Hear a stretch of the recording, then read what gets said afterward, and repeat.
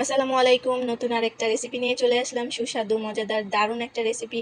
আমি নিজেই বানিয়ে অবাক হয়ে গেছি। এই রেসিপিটা এত সুন্দর হয়েছে বলে বোঝাতে পারবো না। তাই আপনাদের সাথে শেয়ার করতে চলে আসলাম। থাম্বনেল দেখে ভিডিওর অবশ্যই বুঝতে পেরেছেন রেসিপিটা কি হতে চলেছে। হ্যাঁ, এটা হচ্ছে কেরালার সেই বিখ্যাত পাল কেক। খুব সহজে এবং সিম্পলভাবে আমি খুব ঘরে থাকা খুব কম ইনগ্রিডিয়েন্টসের মাধ্যমে এটা তৈরি করেছি। আপনারাও যেকোনো সময় মিষ্টি খাওয়ার চাহিদা পূরণ করার ক্ষেত্রে এটা পারফেক্ট একটা রেসিপি। খুব অল্প সময়ের মধ্যে তৈরি করে নিতে পারবেন। আপনারা চাইলে এটা বার্থডে পার্টি, বিভিন্ন ওকেশন, গায়ে হলুদে ডেকোরেশনের মধ্যে রাখতে পারেন। খুব সুন্দর একটা ডেজার্ট রেসিপি হয়ে যাবে। তো আমি কিভাবে তৈরি করেছি এই রেসিপিটা A to Z অবশ্যই দেখবেন, স্কিপ না করে।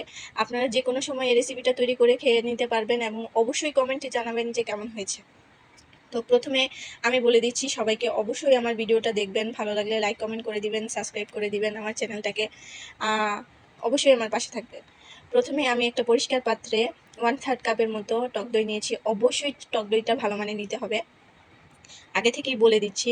তো এখন আমি এটা ভালো করে ফেটিয়ে নেব টক দইটাকে। এই ফেটানোটা বেটারটা কিন্তু খুব সুন্দর করে করতে হবে, তা না হলে কেকটা ভালো হবে না। একটু সময় নিয়ে ধৈর্য সহকারে করে নেবেন। তো এখানে দেখিয়ে দিচ্ছি আমি 1 চিমটি আঙুলের মাথা দিয়ে সামান্য পরিমাণে লবণ অ্যাড করলাম। মিষ্টি খাবারে আমার লবণটা খুবই ভালো লাগে, আপনারা চাইলে স্কিপ করতে পারেন। তো এখন আমি আবারও মিশিয়ে নিয়েছি। এখন হাফ চা চামচের মতো আমি বেকিং সোডা ইউজ করেছি। আমি কিন্তু বেকিং সোডা ইউজ করেছি, বেকিং পাউডার না। আপনারা অবশ্যই বেকিং সোডা ইউজ করবেন এবং মেজারমেন্টটা অবশ্যই ঠিক রাখার চেষ্টা করবেন। এখানে আমি 3 টেবিল চামচের মতো গুঁড়ো দুধ অ্যাড করেছি। অবশ্যই গুঁড়ো দুধটা অ্যাড করবেন, আর গুঁড়ো দুধটা ভালো মানের অ্যাড করার চেষ্টা করবেন, ফুল ক্রিম। আমি গুঁড়ো দুধটা অ্যাড করার পরে খুব সুন্দর করে অনেকটা সময় নিয়ে ফেটিয়ে নিয়েছি। এই টেক্সচারটা অনেকটা ফোম ফোম তৈরি হবে, যাতে যেহেতু আমি এখানে সোডা ইউজ করেছি তার কারণে। তো এখানে আমি হাফ কাপ আটা নিয়েছি এবং হাফ কাপ ময়দা নিয়েছি। এই পাল কেকটা কিন্তু দোনোটার মিশ্রণেই তৈরি করা হয় এবং ডিমও ইউজ করা হয়, তবে আমি এখানে ডিম দিচ্ছি না। আর এখানে আমি 2 টেবিল চামচের মতো মেল্টেড ঘি নিয়েছি, গলানো। আপনারা যদি গলানো ছাড়া নেন তবে 1 টেবিল চামচের মতো নিলেই হয়ে যাবে। আর এই ঘিটা অবশ্যই যখন আমি ব্যাটারটা তৈরি করেছিলাম দইয়ের, সেখানে অ্যাড করার চেষ্টা করবেন। আমি পরে অ্যাড করেছি, এতেও সমস্যা হবে না, তবে অবশ্যই ব্যাটারটাতে ঘিটা অ্যাড করলে ফেটানোর সময় ভালোভাবে মিশে যাবে, এতে সমস্যা হবে না, এখনও কোনো সমস্যা হবে না। তো এখন আমি ব্যাটারটা রেস্টে রেখে দেবো, ডোটা। তো এই ফাঁকে আমি চিনি শিরাটা তৈরি করে নিচ্ছি। সেখানে কিন্তু আমি দেখিয়ে দিয়েছিলাম ব্যাটারটা কীরকম থিকনেস ছিল বা কি কতটুকু আঠালো ছিল। তো এখানে আমি 1 কাপের মতো চিনি নিয়েছি এবং সেই পরিমাণেরই পানি অ্যাড করে দিলাম। আর এখানে 2টা এলাচের মাথা আমি ফাটিয়ে অ্যাড করে দিলাম ফ্লেভারের জন্য, আপনারা চাইলে স্কিপ করতে পারেন। তো সেই চিপচিপে ভাবটা ডোটার কিন্তু রেস্টের কারণে চলে যাবে। এখন আমি চুলার আঁচটা হাই হিটে রেখে চিনিটা নেড়েচেড়ে গলে নিব। তো গলে নেওয়ার পর কিছুটা সময় আমি চিনি শিরাটাকে ফুটিয়ে নেব। আমি কিন্তু চিনি শিরাটা আঠালো করব না, জাস্ট একটু সময় ফুটিয়ে নেব। চিনি শিরাটাতে যখন একটু চিপচিপে ভাব চলে আসবে তখনই আমি চুলাটা বন্ধ করে নিব। দেখুন চিনি শিরাটাতে বলক চলে এসেছে আর আমার চিনিটাও গলে গেছে।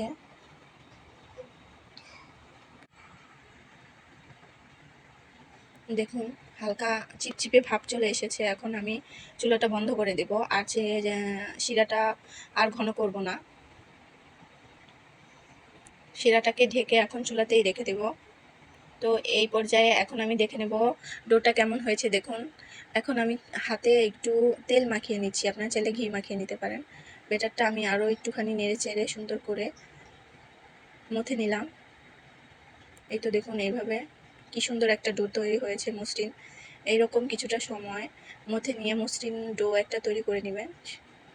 এখন সুন্দর একটা রুটির গোলার মতো আমি তৈরি করে নিয়েছি। আমরা যেভাবে রুটি বেলি অবশ্য সেই রকমই করব, কিন্তু এতটা পাতলা তৈরি করব না। আমি এর থিকনেসটা অবশ্যই দেখিয়ে দেবো কতটা রেখেছি। এভাবে ঘুরিয়ে ফিরিয়ে সুন্দর একটা রুটি তৈরি করে নেব। এই যে দেখুন, বেশি মোটাও রাখিনি আবার বেশি পাতলাও রাখিনি।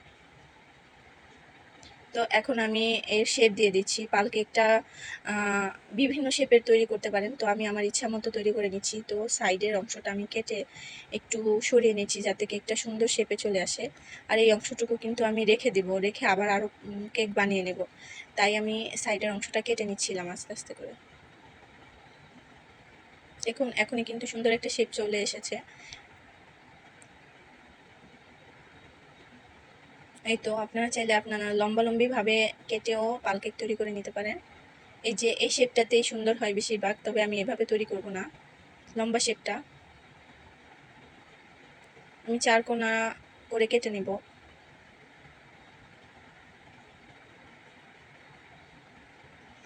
একটু চিন্তায় পড়ে গিয়েছিলাম কয়টা করে করব, তারপরে ডিসাইড করলাম। এই তো আমার পাল কেকের কেকগুলো তৈরি হয়ে গেছে, এখন ভেজে নেব আস্তে আস্তে করে। এই তো দেখুন বাকি কেকগুলোও তৈরি করে নিব আমি। দেখুন এই যে এতটুকু মোটা রেখেছি, এর থেকে বেশি মোটা রাখতে যাবেন না, তাহলে কেকটা সুন্দর হবে না। সবগুলো কেক তৈরি করার পর এখন আমি এটা ভেজে নেব। কড়াইতে আমি একটা তেল দিয়ে গরম করে নিয়েছি, আর এই অবস্থায় অবশ্যই চুলার হিটটা হাইয়ে রেখে দিতে হবে। আর এই কেকগুলো নেড়েচেড়ে খুব জলদি জলদি ভেজে নিতে হবে, কারণ খুব সহজেই এগুলির কালার চলে আসে তাড়াতাড়ি। আর চুলার ফ্লেমটা লোয়ে রেখে ভাজতে যাবেন না, তাহলে কেকগুলো নষ্ট হয়ে যাবে, ফেটে যাবে। দেখুন চুলাতে ছাড়ার সাথে সাথে কিন্তু কি সুন্দর কালার চলে আসছে। এই কেকগুলো খুব দ্রুত কালার চলে আসে, তো একটু খেয়াল রেখে উল্টে পাল্টে ভেজে নিতে হবে। আর চুলার ফ্লেমটা কিন্তু হাইই রাখতে হবে। আর পাল কেকটা ছাড়ার সময় অবশ্যই বুঝতে পেরেছেন যে আমার তেলটা কতটুকু গরম হয়েছে আর হিটটা কতটুকুই ছিল। এই সময় অবশ্যই একটু খেয়াল রাখবেন। দেখুন খুব দ্রুতই কিন্তু কালার চলে আসছে এগুলি। অতিরিক্ত ভাজলে কিন্তু আবার বেশি পুড়ে যাবে, লাল বেশি হয়ে গেলে শিরাতে দেওয়ার কারণে কালার আরও অতিরিক্ত হয়ে যাবে, তো সেক্ষেত্রেও খেয়াল রাখতে হবে। এভাবে কিছুক্ষণ পর পর উল্টে পাল্টে ভেজে নিতে হবে। দেখুন কালার অলরেডি কি সুন্দর চলে এসেছে।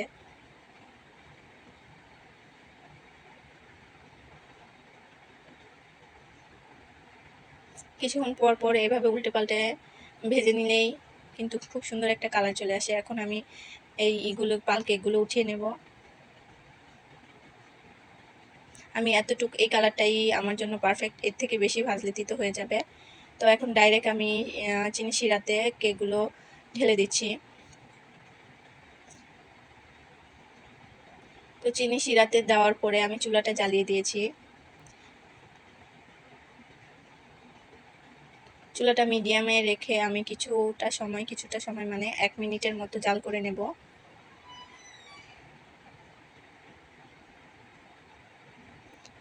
শিরাতে বলক চলে এসেছে, 1 মিনিটের মতো হয়ে গেছে। কেকগুলি এখন কি সুন্দর ফুলে ফুলে উঠেছে। তো এখন আমি চুলাটা বন্ধ করে 40 মিনিটের মতো রেখে দেব। দেখুন 40 মিনিট পর শিরাটা অনেকটাই খেয়ে নিয়েছে, কি সুন্দর কালার চলে এসেছে দেখুন। এখন আমি যে ডেকোরেশন করে নিয়েছি, আমার রেসিপিটা অবশ্যই ভালো লাগলে অবশ্যই আমার পাশে থাকবেন, আমার চ্যানেলটাকে সাবস্ক্রাইব করে দিবেন। যারা নতুন দেখছেন অবশ্যই সাবস্ক্রাইব করে দিবেন এবং নোটিফিকেশন অলে রেখে দিবেন, যাতে আমার যে কোনো রেসিপি আপনাদের মাঝে খুব সহজেই চলে আসে। আমার রেসিপিটা অবশ্যই ভালো লাগলে অবশ্যই আমার চ্যানেলটাকে লাইক করে দিবেন। যারা এই পর্যন্ত দেখতে দেখতে চলে এসেছেন অন্তত একটা লাইক করেননি, কমেন্ট করেননি, অবশ্যই প্লিজ একটা লাইক কমেন্ট করে দিবেন। আপনাদের লাইক কমেন্টে হয়তো আমার এই রেসিপিটা অন্য কেউ দেখার সুযোগ পেয়ে যাবে, বা তারা আমার পরিবারের সদস্যও হয়ে যেতে পারে। তাই আপনাদের কাছে অনুরোধ, নতুনদের অবশ্যই সাহায্য করবেন, সাপোর্ট করবেন। আপনাদের সাপোর্ট ছাড়া সাপোর্ট ছাড়া আমরা কিন্তু এগোতে পারবো না। তো আজকে এই পর্যন্তই, আবার অন্য আরেকটা রেসিপি নিয়ে যে কোনো সময় আপনাদের মাঝে চলে আসবো। আল্লাহ হাফেজ।